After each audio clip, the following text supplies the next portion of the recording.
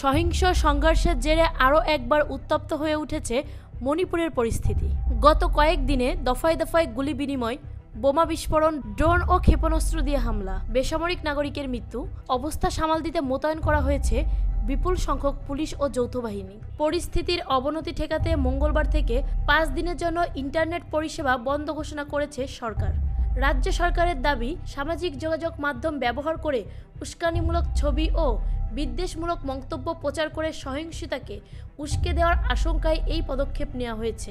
10 September বিকাল 3টা থেকে 15 সেপ্টেম্বর 3টা পর্যন্ত সাময়িকভাবে স্থগিত করা হয়েছে।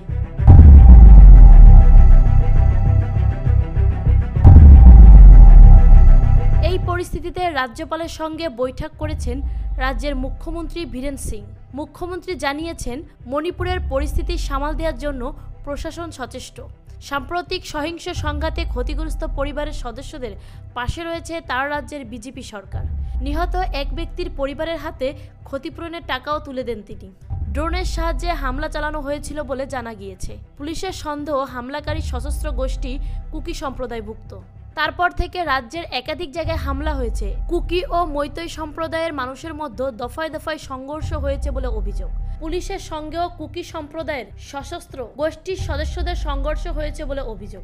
দিল্লির মৈতৈ সম্প্রদায়ের আহ্বায়ক শেরাম রোজেশ বলেন, মণিপুরের বর্তমান পরিস্থিতি কিন্তু খুবই উদ্বেগজনক।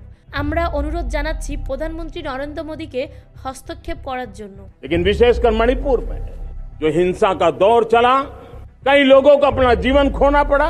ভারতের একটি সংবাদ সংস্থায় সম্প্রচারিত ভিডিওতে দেখা গেছে, শিক্ষার্থী ও নিরাপত্তা বাহিনীর মধ্যে সংঘর্ষ চলছে। একদিকে শিক্ষার্থীরা পাথর ছুঁড়ছেন, পরিস্থিতি নিয়ন্ত্রণের চেষ্টা করছেন যৌথ নিরাপত্তা বাহিনীর সদস্যরা। সাম্প্রতিক সময়ে আক্রমণের জন্য যে অত্যাধুনিক প্রযুক্তির ক্ষেপণাস্ত্র এবং ড্রোন ব্যবহার করা হচ্ছে, সেটা কারা যোগান দিচ্ছে সে নিয়ে প্রশ্ন উঠেছে। গত কয়েকদিনের সংঘাতের জেরে গতকাল সোমবার মণিপুরের বেশ কয়েকটি জায়গায় ভারতের পতাকা নামিয়ে মৈতৈ সম্প্রদায়ের পতাকা টানিয়ে দেয় শিক্ষার্থী ও বিক্ষুব্ধ জনতা।